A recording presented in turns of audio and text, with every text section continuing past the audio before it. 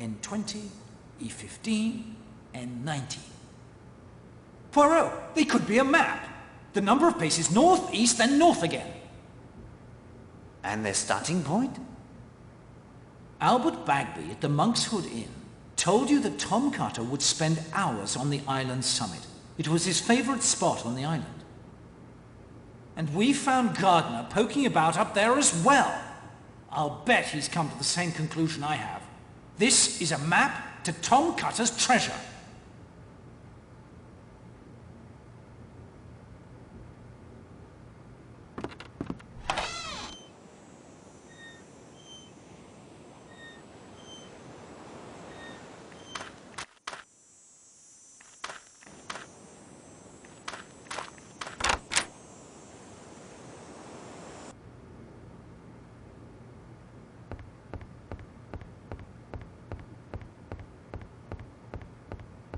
Monsieur Poirot, thank you again for the sketch pad. It is my pleasure, madame. I intend to make good use of it today. Madame, do you have the time to make this small sketch for Poirot? Why? I'd be delighted to. It's the least I can do. There is a man at the landing of the sea tractor. Do you think you could make the portrait of him? I don't see why not. I've a little time before Linda will be ready. And madame, if you could contrive to do so without his knowledge? What will you sketch today? I'm meeting Linda at Sanctuary Cove at 10:30. While she swims, I will sketch her guillemots for her. You are kind to take an interest in her. She's having a rough time of it, I'm afraid. I believe you are correct. A friend now will be of great help, I think. Oh, I must say it's rather exciting having a detective on holiday.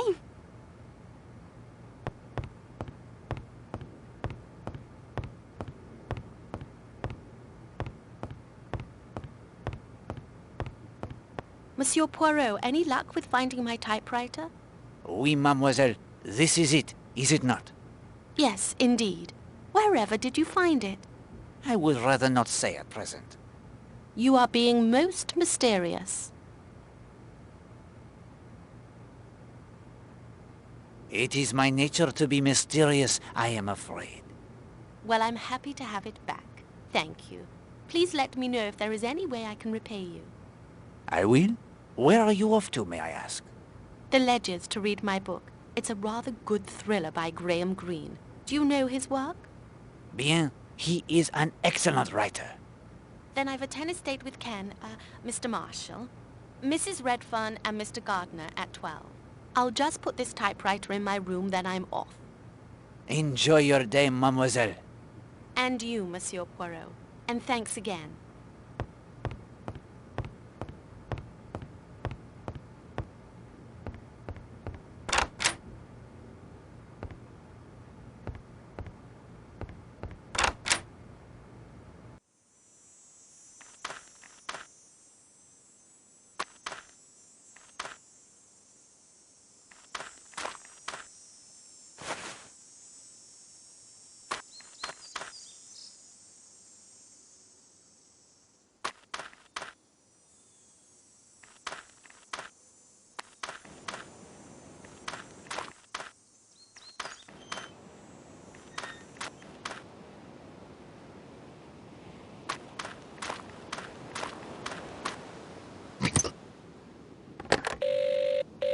Hello? Need the sea tractor, do you? Yes, please? On me way. Mr. Poirot, I wanted to thank you for helping clear up the misunderstanding between Gladys and me. How she could think I'd ever be interested in that schoolgirl is beyond me. I can't help it if some foolish child decides on her own to start hanging about the garage. I know it sounds silly, but I think she was only doing it because she wanted to pinch my shovel.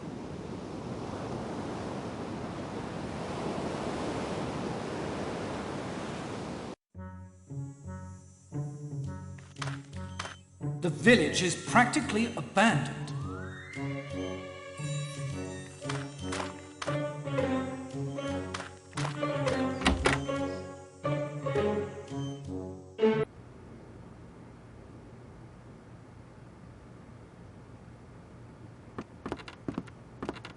Morning, Poirot. Major, you are here already? I've already worked with the dog. He'll do as I say. Are you ready?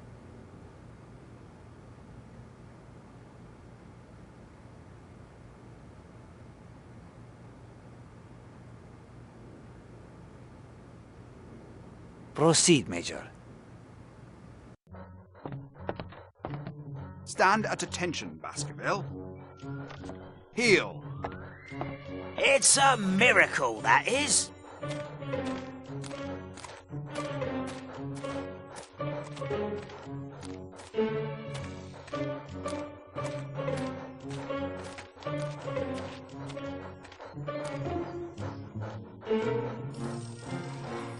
Sit. Easy as anything to train a dog. You just know how to talk to them. Your skill is extraordinary, Major. Now I will open the door. Command him to enter, and we will let nature take its course. Ready when you are, Poirot. Enter Baskerville. Baskerville, enter the shop. He won't budge, Poirot. Can't say what the trouble is. Have you any way to lure him inside? Hastings, you will need to find something to lure Baskerville into this shop.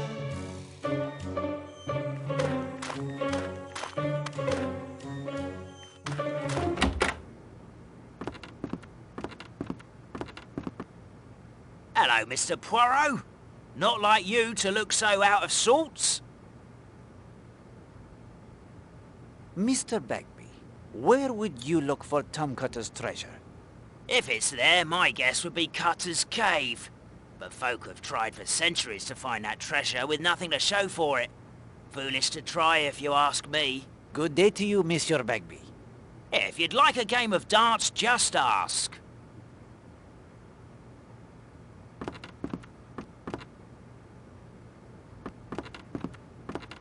A corned beef sandwich, and well past its prime by the smell of it.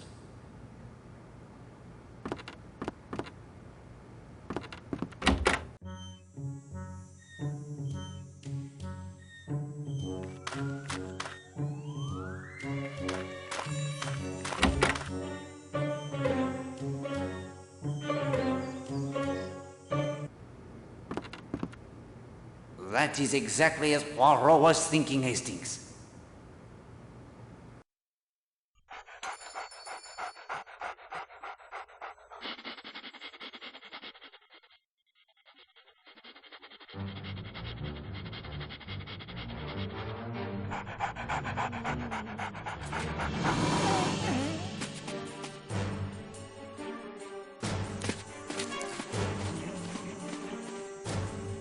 Was that poor Baskerville again? You'd think he'd learn not to come round here anymore.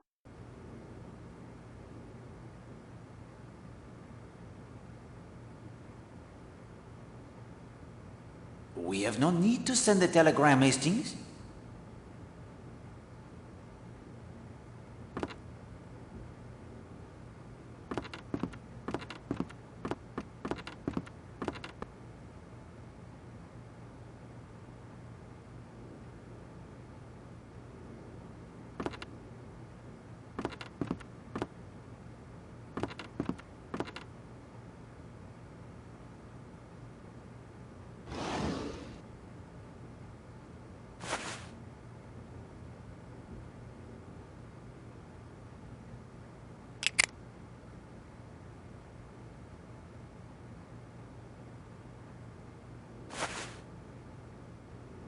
Voila, Madame Hughes.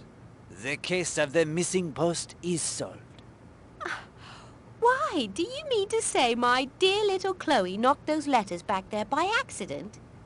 That your cat pushed them there to have the room for the catnap is fact. Whether it was an accident, it is not for Poirot to say. Oh, Mr. Poirot, how can I ever thank you? It is my pleasure to assist you, Madame.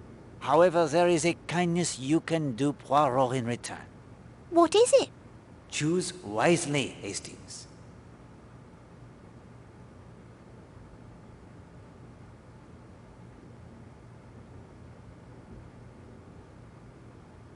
I could make good use of your testing equipment. Excellent, Hastings. You are sharpening the detective instincts. I'm not sure. You are a detective. Colonel Weston will vouch for me. Ah, well then. Of course you can. I'm happy to be of service, I'm sure. Merci, madame. You do that great service for Poirot.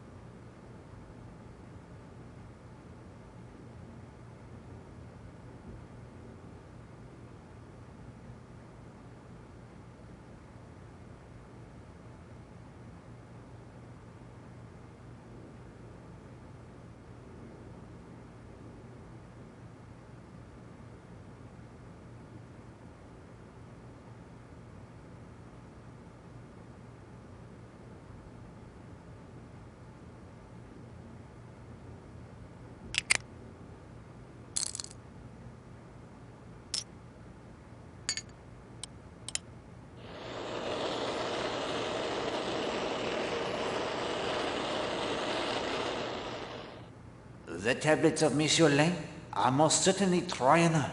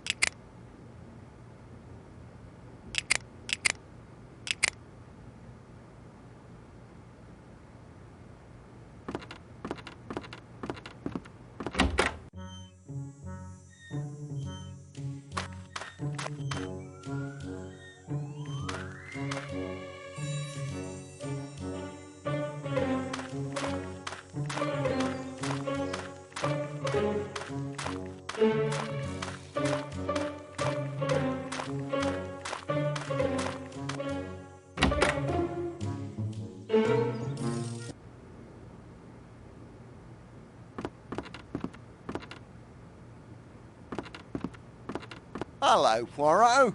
Enjoying your holidays? I will let you be the judge of that, my friend. I have several things to discuss with you. Carry on. Mrs. Marshall has been receiving threatening messages. The devil, you say? From whom? That is yet unclear. I would like to compare them to the type on your machine. You think I've been sending them? I must try every possibility, my friend, however remote. Be my guest.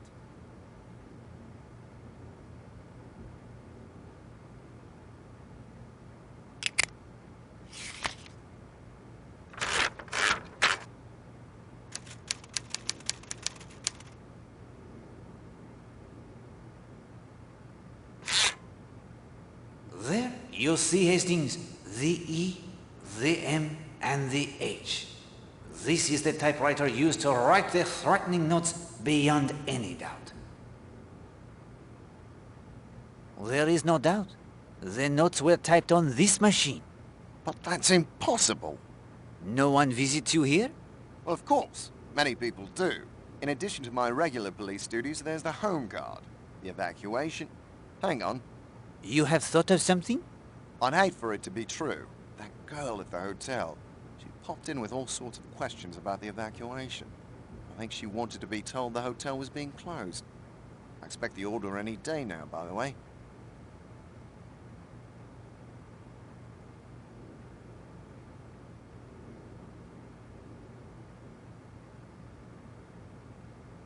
Was it Linda Marshall?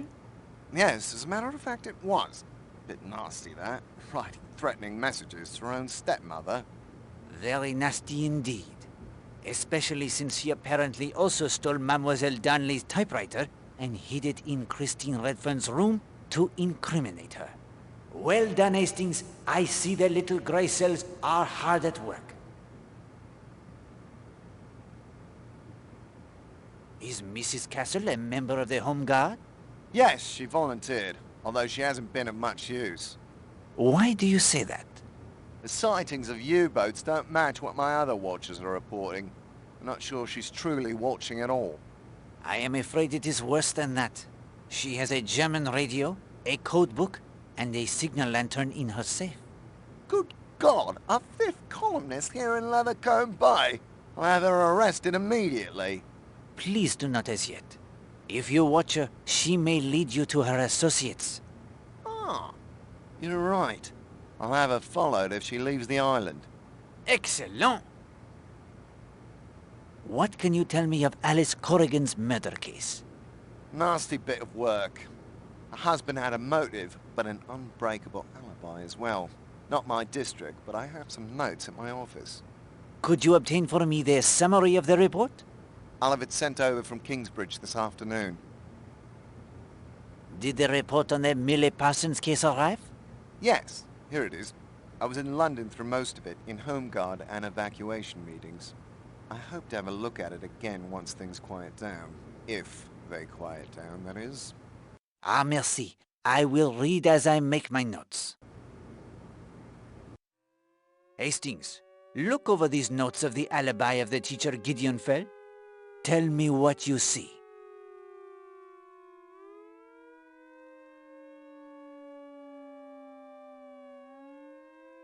Something about the film? Fell was alone there for 2 hours. What is the most important fact concerning that film and Fell's alibi? The title. Curse of the Islands? And why is it significant? Linda Marshall told us Fell took her and some friends to see it. And this tells you? He knew the story already. And the theater ticket he had in his possession for the 12th of April? He bought the ticket, but he never went in. You have it, my friend. Well done. Colonel? Yes? The Millie Parsons affair. This alibi of the teacher, Gideon Fell. It does not hold the liquid. Water, Poirot. It does not hold its water. Oh? There are witnesses. Girls at the school that will tell you that Monsieur Fell took them to see Curse of the Islands before that night. You don't say. Fell, he leaves the restaurant at 7:40. He buys the ticket at the theater nearby, a matter of a few moments only. Then he walks to the corpse. He is there shortly before 15 minutes to 9, the time Millie Parsons' ballet class it is finished. He waits. The girl arrives. The murder, it is done. He walks back to the movie theater in time to see the end upon the screen. By Joe, Poirot, you're astounding. I had the information you lacked, my friend. That is all. I need to write up a report on this at once.